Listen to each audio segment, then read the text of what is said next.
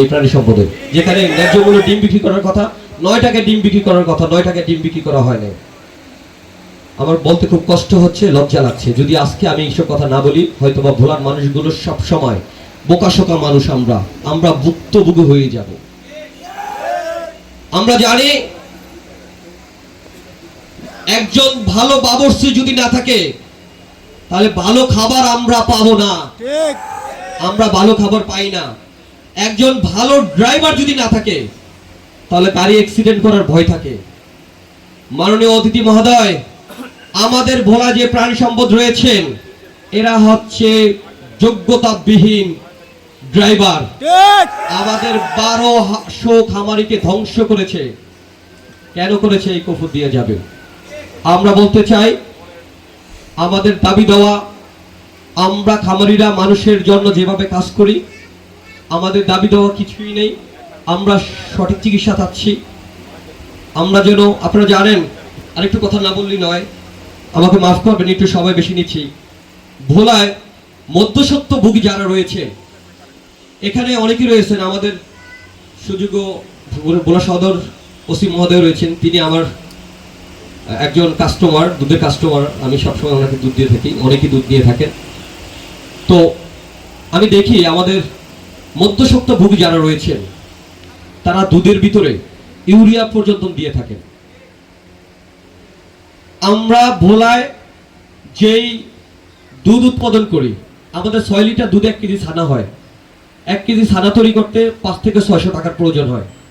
সেখানে এই ছানা সাতক্ষীরা থেকে এই ছানা আসে, এই ছানা পদে বঞ্চিত হয়ে থাকে। মাননীয় প্রধান অতিথি মহোদয়, আপনারা জানেন বহির্বিশ্ব থেকে যখন বাংলাদেশে গরু আমদানি করা বন্ধ হয়ে যায়, ঠিক তখনই আমরা এই দেশের জনগণ খামারিরা যারা রয়েছি, এই চ্যালেঞ্জ মোকাবেলার জন্য আমরাই অক্লান্ত পরিশ্রম করেছি। আজকে বাংলাদেশের মানুষের 20 কোটি মানুষের যেই কোরবানি দেওয়া ওয়াজিব, এই ওয়াজিবের লক্ষ্যে সবচেয়ে বেশি কাজ বঞ্চিত খামারিরাই। কিন্তু দুঃখের সাথে বলতে হয়, আপনারা জানেন ভোলায় 60টা উপজেলা রয়েছে, 60টা উপজেলা 60টা গাড়ি রয়েছে, মোবাইল টিম রয়েছে। আমাদের খামারিদের যখন কোনো গরু অসুস্থ হয়ে পড়ে, এই মোবাইল টিমের মাধ্যমে, গাড়ির মাধ্যমে ইনস্ট্যান্ট তাদেরকে চিকিৎসা দেওয়ার জন্য। সেই গাড়ি কেন আমার ভোলায় পড়ে আছে? সমস্ত উপজেলার গাড়িগুলো আমাদের ভোলায়, লালমনের গাড়ি, দৌলতখানের গাড়ি ভোলা রয়েছে। সেই গাড়ির যেই, এবং ভোলারও তো গাড়ি রয়েছে, সব গাড়িরই যে বাউচার হয় সেটা তারা নিয়ে নেয়, খেয়ে এসেছে।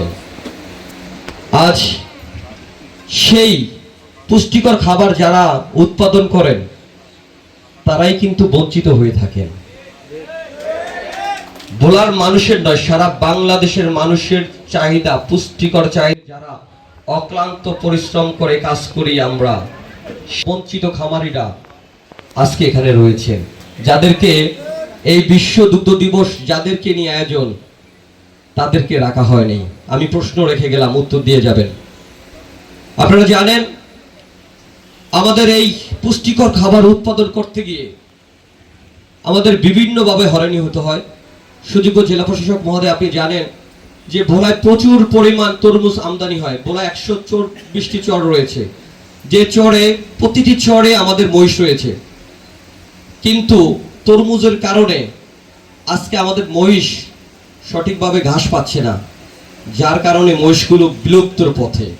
এই বিষয়টা আপনি খুব গুরুত্ব সহকারে দেখবেন। এবং আমাদের ডেয়ারি খামারি যারা রয়েছে, আমরা গরু পালন করে থাকি, মহিষ পালন করে থাকি। আমাদেরকে যদি, আমরা দেখেছি উত্তর অঞ্চলে আপনার কিছু সরকারি জায়গা রয়েছে, এই জায়গাগুলো যদি দিয়ে থাকেন, আমরা এই চর অঞ্চলে ঘাস চাষ করতে পারবো, মহিষ পালন করতে পারবো। যদি আমাদেরকে দিয়ে থাকেন এই জমিগুলো, আমরা আরো বেশি বেশি উৎপাদন করতে পারবো। আমরা ভোলাবাসী 6টি দাবি নিয়ে আমরা রীতিমতো আন্দোলন করে যাচ্ছি, কিন্তু এই 6টি দাবির সাথে আমাদের আরো কিছু দাবি দাওয়া রয়েছে। আমাদের ভোলায় যে পরিমাণ 1200 খামারি রয়েছে, আমরা আপনারা জেনে খুশি হবেন 1200 খামারি রয়েছে। 1200 খামারিতে যেই পরিমাণ আপনার জেলা প্রাণী সম্পদ থেকে যে পরিমাণ সাপোর্ট দেওয়ার, আপনারা জানেন যে প্রতি বছরই নিয়ে আসতো এই ভ্যাকসিন, কিন্তু আমরা সঠিকভাবে পেতাম না। খুরার ভ্যাকসিন, খুরার রোগের কারণে প্রতি বছর কোটি কোটি টাকা আমাদের খামারি থেকে চলে যায়। আমাদের খুরার কারণে অনেক গরু মারা যায়। আপনারা জানেন লাভের স্কিন ডিজিজ, যেটা ফক্সের মতন যে রোগ হয়, আমরা এই ভ্যাকসিন পাই না। আমরা যেভাবে হোক আমরা জেনেছি যে এই ভ্যাকসিনের যে সরকারের ভ্যাকসিন প্রচুর পরিমাণ রয়েছে, কিন্তু আমরা কেন ভোলাবাসীরা পাই না? আমরা জানি যে আমরা ভোলাবাসী এই ভ্যাকসিন আসলে কোম্পানির স্বার্থ থাকবে না, কোম্পানি ভ্যাকসিন বিক্রি করতে পারবে না।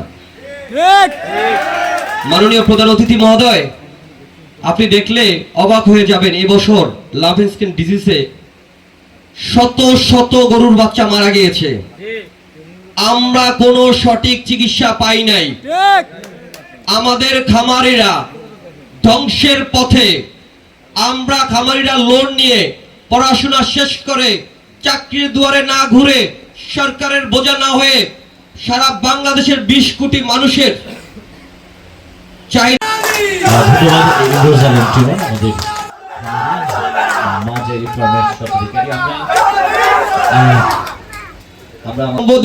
পদত্যাগ দাবি করে আমি আমার বক্তব্য এখানে শেষ করছি। আল্লাহ হাফেজ। আসসালামু আলাইকুম ওয়া রাহমাতুল্লাহি ওয়া বারাকাতুহু।